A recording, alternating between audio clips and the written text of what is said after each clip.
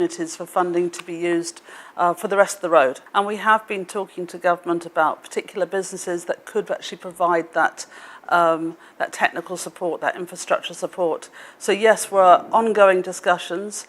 The road is making big progress. I'm hoping to go and see that road very soon to see the progress that's happening. The road project, which started last year and is slated for completion in July 2025, is less than 50% completed, with weather and procurement challenges causing major setbacks. However, the contractor is aiming to have 70% of the road completed by year-end.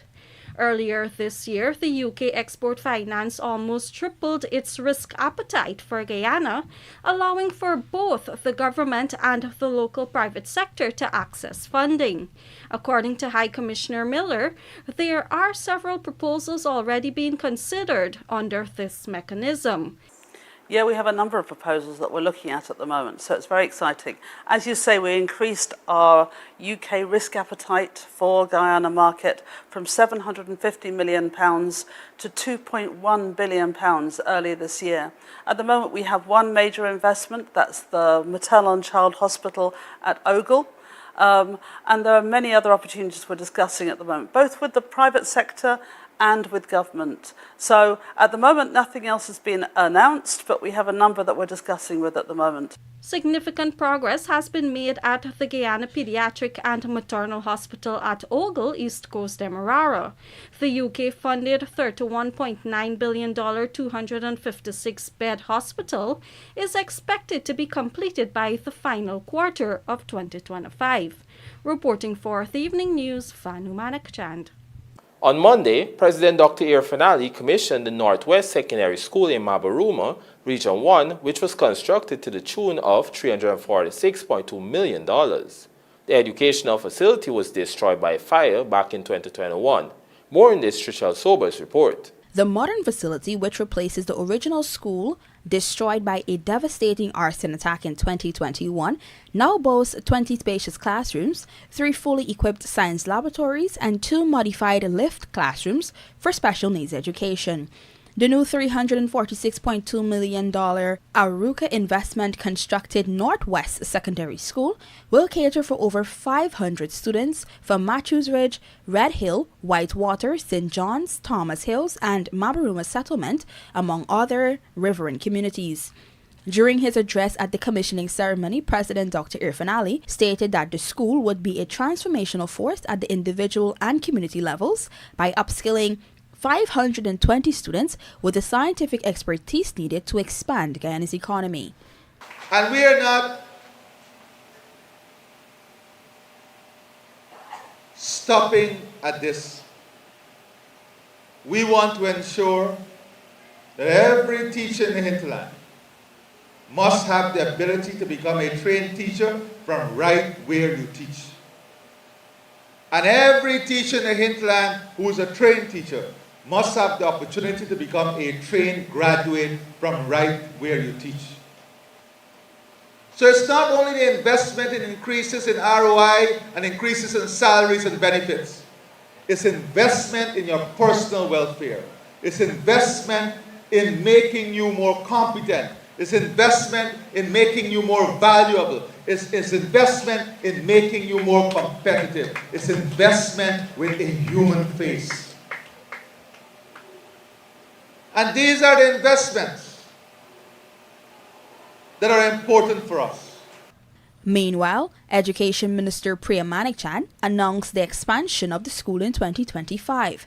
Infrastructure works will include the construction of a multi-purpose court for sporting events, dorms, and a kitchen. We were going to put a shed at the side of the school that would be a multi-purpose one for assemblies and graduations and so on.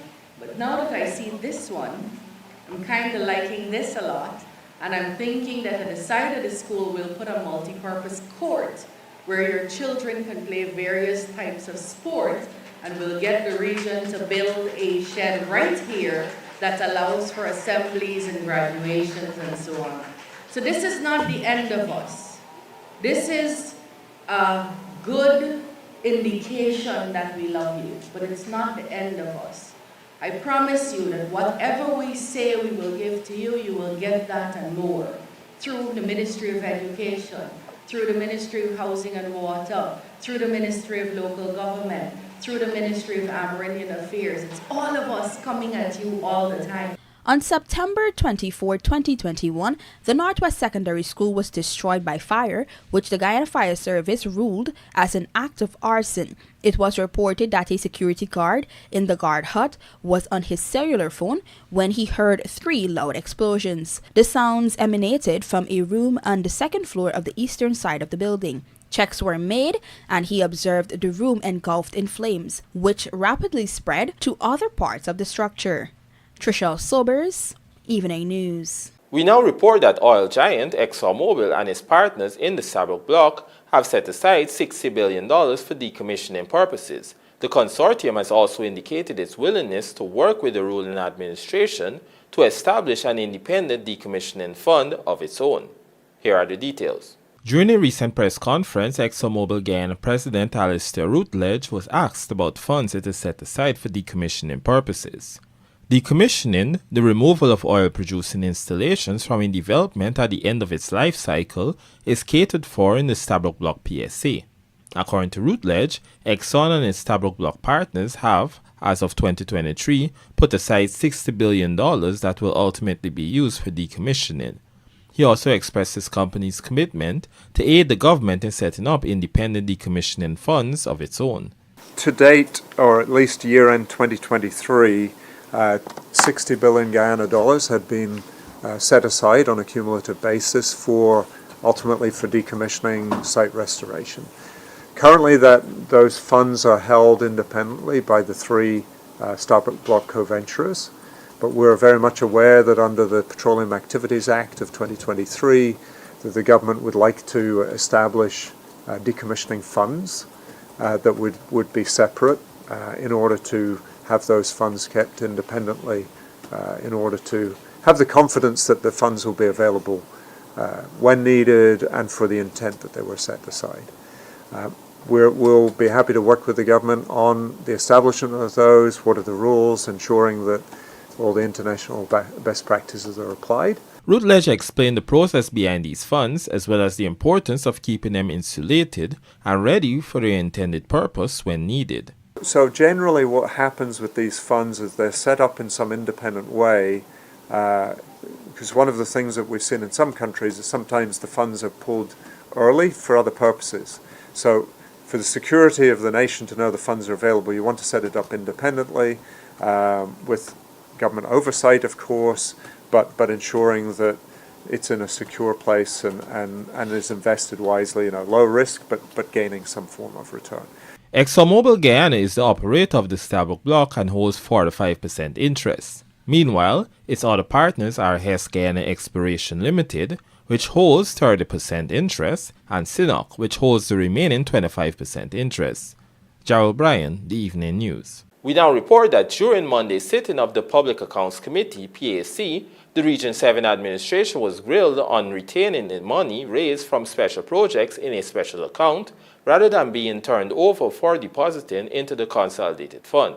Here are the details. On Monday, the Public Accounts Committee interrogated Region 7 Regional Executive Officer Corwin Ward and his team on the findings in the 2019 Auditor General Report. The AG had found that the region operated a special project account for the money it made from public assets, with almost $10 million being received that year. PAC member Ganesh Maipal questioned where the money was kept and why it was not paid over to the Consolidated Fund, where government revenues generally go. I'm saying to you that there are revenue inside there. Yeah. That the region raised. The region make money out of the guest house. The region made money out of the Amerindian hostel. The region made money out of rental of land. And perhaps years coming forward, they made money from the pavilion. All of these economic ventures that allows the region to gain a profit or revenue. Where is that money? Is it in an account that is managed by the REO or the region, or was the sum supposed to be deposited into the Consol Fund as revenue? My understanding is that every activity that generates a revenue for government, whether it's at the NDC, RDC, wherever, all revenue must be deposited into the Consol Fund. Both Auditor General Deodat Sharma and Accountant General Jennifer Chapman clarified that the fund in question was intended as a revolving fund and was audited by the Auditor General. Whether this is catered for in the law was another matter, however, as Maipal questioned how a circular overrides the law which states that all revenues must go into the consolidated fund. Our job here is to stick to what the law facilitates, and we can't be guided by information to say a circular tells us X, and we're doing that X when the law is Y and Y provides for something else. How can we have a circular overriding the law? Perhaps we should be guided. It was then that the Accountant General explained that there are funds which exist outside the parameters of the consolidated fund, though she admitted that she would have to verify if the Region 7 fund is one of those. Not all revenues that are garnered are paid over to the consolidated fund. There are some subvention agencies which they're authorized to retain their revenue and spend it. But I'll have to do some research in terms of the economic fund to guide PAC accordingly. Maipal meanwhile noted that if the need arises, the PAC could make recommendation to the National Assembly to make amendments that would address any legal conflict. PAC member and Minister of Parliamentary Affairs and Governance, Gail Teixeira, meanwhile requested that the circular authorizing the Region 7 fund to operate as it does be made available to the committee. Jarrell Bryan, The Evening News. Let's now tell you that 16-year-old Akila Maynard, a fifth-form student at Joanna Cecilia Secondary, is currently a patient at the Sudi Public Hospital after being stabbed on Monday by a 27-year-old taxi driver who is known to her. Based on the information received on the night in question, the teen and her 14-year-old sister were walking along Queenstown Public Road when the taxi driver attempted to run them over but was unsuccessful. They then boarded a taxi, and as they made their way to the Sudi police station to lodge a report, the car in which they were traveling was intercepted by the suspect swerving his car into its path. The suspect then exited his motor car carrying a knife. Upon seeing this, the driver of the other car fled the scene, leaving the two sisters behind. Maynard was attacked and stabbed several times to her left chest, left arm, shoulders, and left hand before the suspect made good his escape. The injured teen was rushed to the Sudi Hospital, where she was admitted as a patient. The police are on the hunt for the suspect as well as the other driver. Coming up on the other side of the break, 90 house lots to be developed in Mabaruma within 6 months. Schools adopt restorative justice for transformative discipline. Please stay tuned.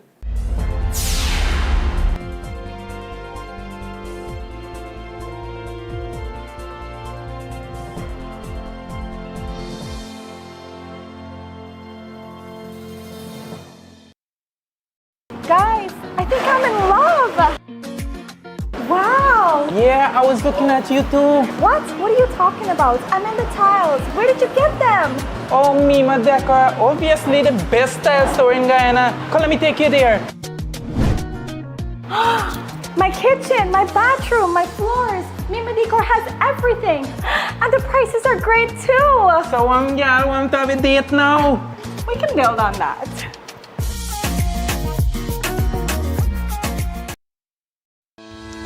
The Guyana Elections Commission GCOM is currently conducting a national registration exercise. Who can register? Anyone who will be 14 years or older by December 31st, 2024 and is a Guyanese citizen by birth, descent, naturalization, or is a citizen from a Commonwealth country living in Guyana for 1 year or more. Types of transactions. Anyone eligible for registration is required to visit the registration office responsible for his or her area of residence to apply for registration. Persons who are already registered could apply for a name change if they have changed their names since they were last registered. Apply for corrections if there is incorrect information on their national ID cards. Persons who are desirous of conducting any of the above transactions must provide the relevant supporting documents. Persons who are already registered could request that their photographs be retaken if the quality of the photographs on their ID cards is unacceptable. Collect their new ID cards if they have not done so as yet. This registration exercise will end on November 29, 2024. For further information, please contact GCOM on the following hotline numbers: 225-027729, 226-6557, 223-9650, or visit the GCOM website at www.gcom.org. The oil and gas industry is helping to transform safety standards across all sectors of Guyana. The government and industry leaders are pioneering safer offshore oil production with new legislation, updated policies, and state-of-the-art floating production, storage, and offloading vessels. Feeling lucky? With Digicel, you could be one of 4 lucky millionaires. That's right, Digicel is giving away millions. Top up with $1,000 or more, and you will be automatically entered into a draw for a chance to win $1 million weekly. Don't wait. Top up today, and you could be one of Digicel's 4 lucky millionaires. Top up now, and who knows, you might just hit the jackpot with Digicel. Digicel, the network for everyone, GCOM is currently conducting a national registration exercise. Who can register?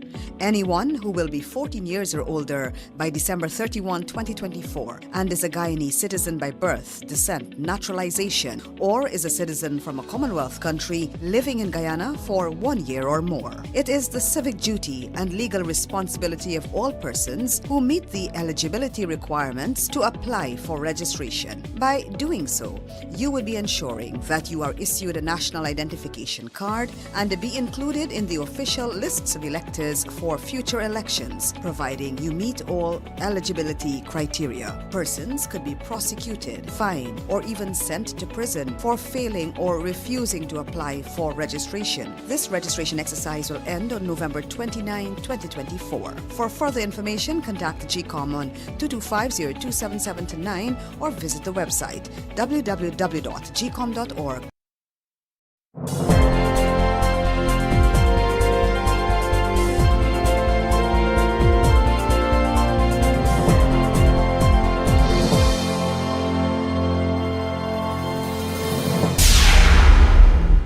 Welcome back. You're watching the evening news.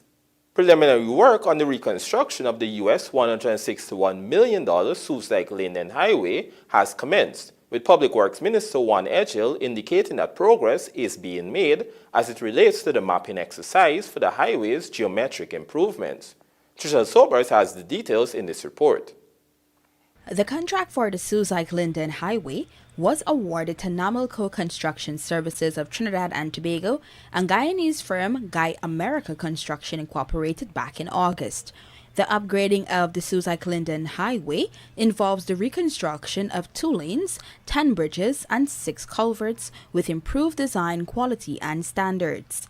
Additionally, it includes auxiliary works and road corridor improvements, providing essential public administration support and improved connectivity with communities, roadside, and other facilities. During a recent stakeholder meeting in Linden Region 10, Upper Demerara, Berbice, Public Works Minister Juan Edghill disclosed that preliminary works are ongoing and will play a pivotal role in ensuring the highway is built within outlined standards. On the Linden-SOESDYKE highway to access Linden, some preliminary works have already started, and we had the contract signing and we declared what's happening there to be able to bring the connectivity all the way into Linden. So there will be geometric improvements, and what do we mean by that? Make the road safer to drive and travel so they could reduce the level of accidents. There'll be widening of all the bridges on the Linden-SOESDYKE highway. There'll be in terms of how you access and join and connect, we're putting in a roundabout at the Linden-SOESDYKE Junction and East Bank, one at Millie's Hideout, one at the 5 Corner, and then there'll be one that will connect this continuation into the bridge, and of course on the Wisma side as well.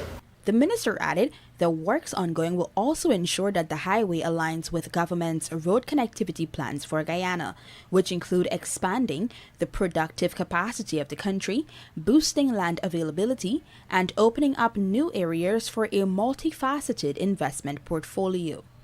Now, the intent is that with traffic, moving goods, containerized traffic, into Brazil, and once you're into Brazil, you're basically connected into all of South America. But we're particularly focusing on northern Brazil. You'll have to have rest stops, service stations for trucks and other vehicles, hotel accommodation. When people get into here off the trail, or what we call now, we call it a trail, but it's coming to be the road. Eating and other hospitality services would be required. Some 300 individuals from Linden will be employed by the contractor to reconstruct the SOESDYKE-LINDEN highway.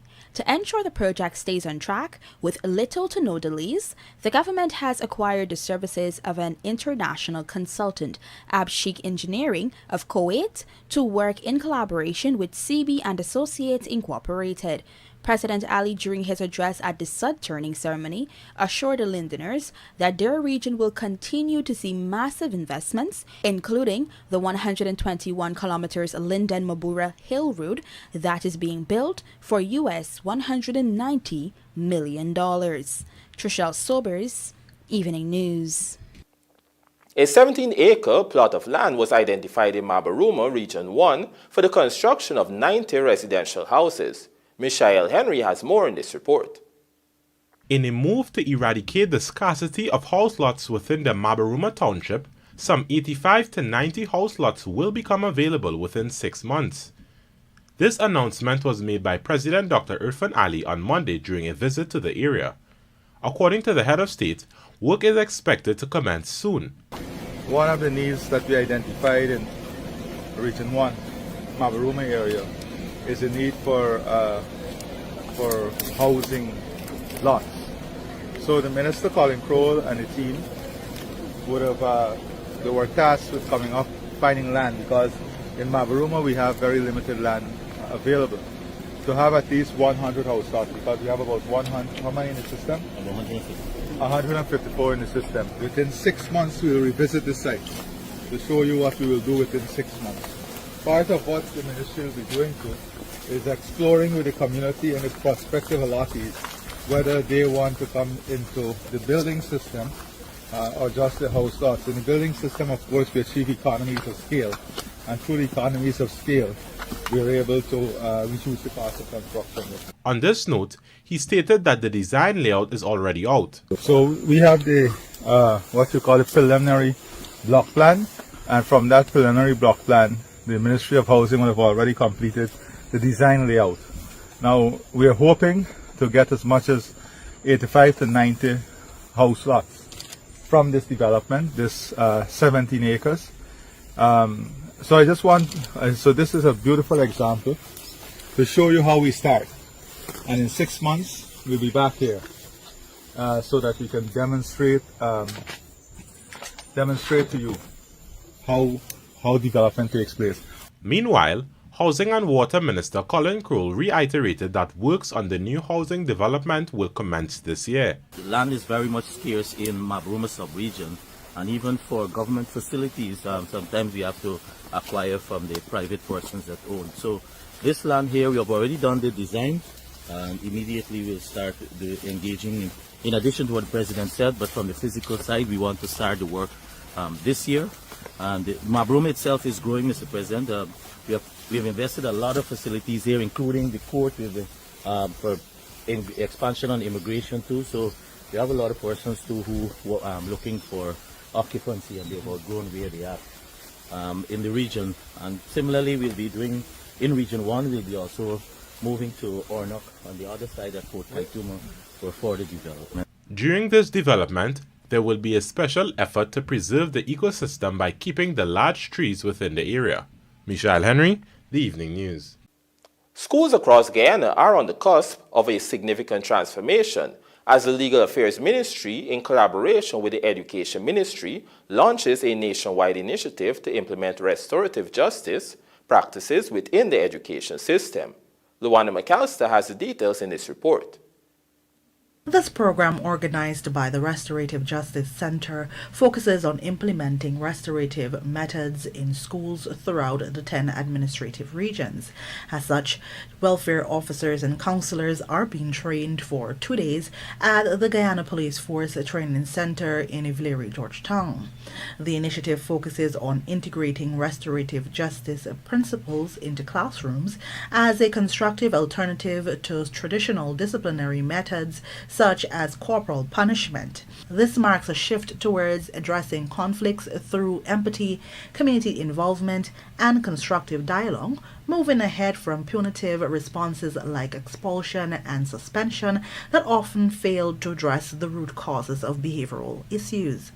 Restorative justice has been gaining traction globally as a tool not only for criminal justice reform but also for transforming educational environments.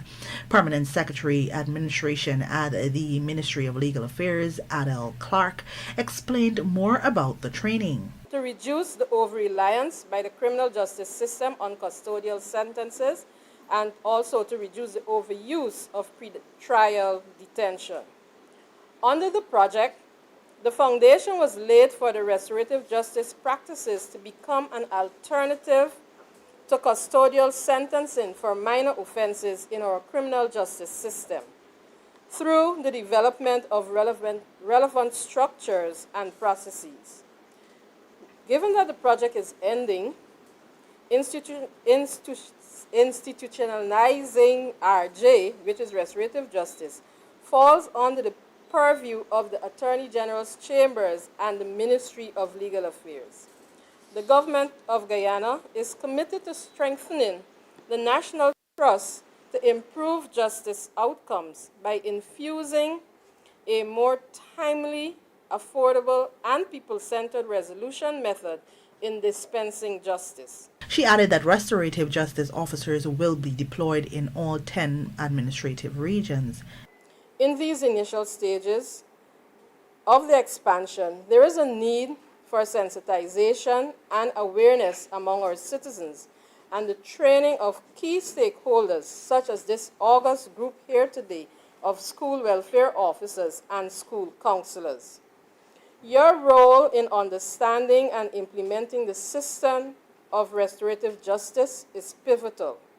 You will discover that a system for restorative justice not only seeks reconciliation between the victim and the offender, but it also holds the offender accountable, and which can be a catalyst for behavior change. In Guyana, the Restorative Justice Center was established last year as a collaborative effort between the Government of Guyana, the Ministry of Legal Affairs, and the Inter-American Development Bank. Its focus on educational institutions underscores the recognition that schools play a critical role in shaping how young people understand accountability and community values. Lawanda McAllister, reporting for the Evening News. In light of the rapid economic transformation in Guyana, citizens are being urged to create opportunities to acquire wealth and not be fully dependent on the government. Here are the details from Kelroy Williams. This call was made by Guyana's ambassador to Venezuela, Dr. Van West Charles, during a recent appearance on the Energy Perspectives podcast. Dr. Charles highlighted several key changes that should be made as the country gears up for another era of development. He highlighted that as industrialization continues, a plethora of new opportunities will be available for Guyanese citizens. I would hope that in the next 5 years, we will have a broader and deeper understanding of the industry as a people to benefit from the industry, because our numbers are small as a population. And so we've got to be prepared as the development, as the industrialization takes place, that we're going to have more people coming into the country. We're going to have different cultures. In this regard, Dr. Charles called for citizens to make preparations for the opportunities that will present themselves, rather than being solely dependent on the government. So it is for Guyanese to have a degree of preparedness to maximize and create wealth for themselves also, and not be singularly dependent on what comes from government. But there are a wide range of opportunities for Guyanese, and I would hope that we can see more Guyanese either through cooperatives or direct investment. Moreover, the ambassador added that the deepening of democracy must not only be done at the government level, but also from the private sector standpoint in the future. Well, I think the issue of deepening our democracy is going to be critical and important. And deepening of democracy is not singularly at the governmental level. It has to be pervasive in terms of what happens in the private sector, how they operate their companies in a democratic way. And so we create a more broadened democratic culture in the country. That's one, the governance aspect. Kelroy Williams, The Evening News. Here's Kelroy Williams, who reports that to ensure hotels are sustainable for business owners throughout the year in Linden, Region 10, Upper Demerara, Upper Berbice, the Region 10 Tourism Committee has been working with stakeholders over the years to roll out several initiatives geared towards attracting tourists. More in this report from Kelroy Williams. Over the years, several hotels have been constructed to facilitate one of the mining town's highlight events, the LINDEN-TO Week. This year, the event witnessed a 15 to 20% increase in accommodation, with most hotels being booked out since December 2023. In a recent interview with the Evening News, committee member of the Region 10 Tourism Committee, Devin Sears, expressed his confidence in these hotels being sustainable to business owners outside of the Tongue Week period. Yes, I definitely believe that the new guest houses and hotels are viable, particularly because of the fact that we've created such an amazing tourism product which will sustain those kind of investments. Over the last couple of years, we've seen an increase in tourism activities, particularly on the weekends. Most hotels are already booked out, and more are coming on stream. He added that this influx, coupled with initiatives that are being rolled out by the Region 10 Tourism Committee, will ensure that hotels are profitable to business owners throughout the year. We're actually working along with some of our stakeholders to create weekday packages.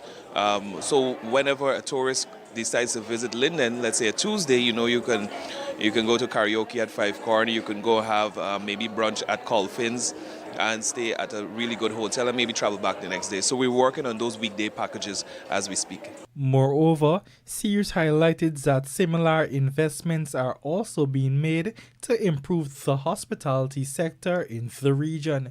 With the Region 10 Tourism Committee, being a non-governmental organization and not-for-profit, what we have done is seek partners such as the UNDP GEF SGP program, which we started just about 2 years ago.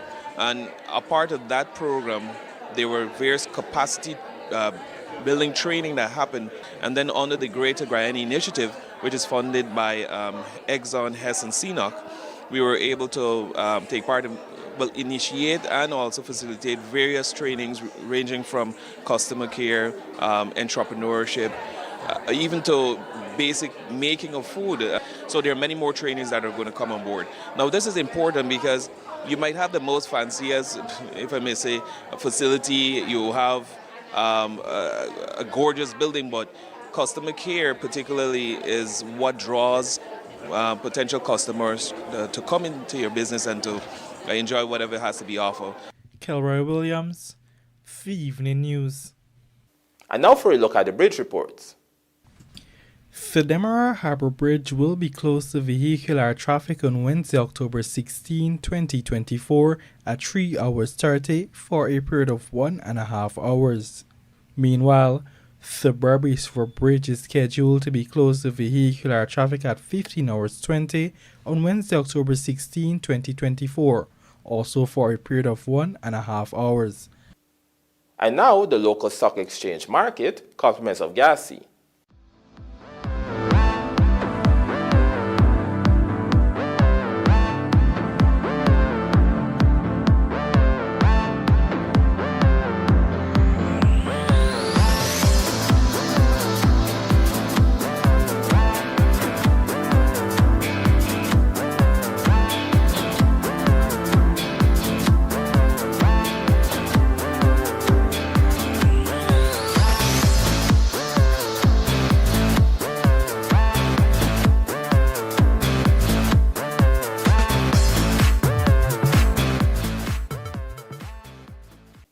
€13 champions beginners rapids chess tournament. Nisanka guides Sri Lanka to level T20 series. This and more coming up in the Sportscast, sponsored by McCorp.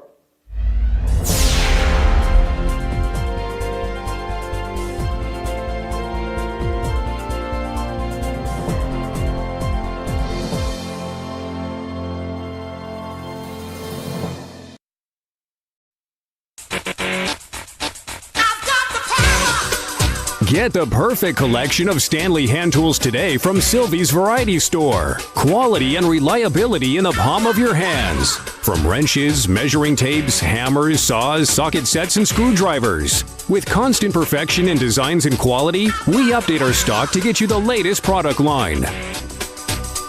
Sylvie's Variety Store gets you the right Stanley tool for the job. It's a new day with Shilling Oil. A unique blend of natural oils to help ease and soothe the day-to-day discomforts of life. Get relief from muscle and joint pain, headaches, and congestion. Shilling Oil lets you get back to the things you love doing most. Water relief with Shilling Oil. Distributed by Massey Distribution.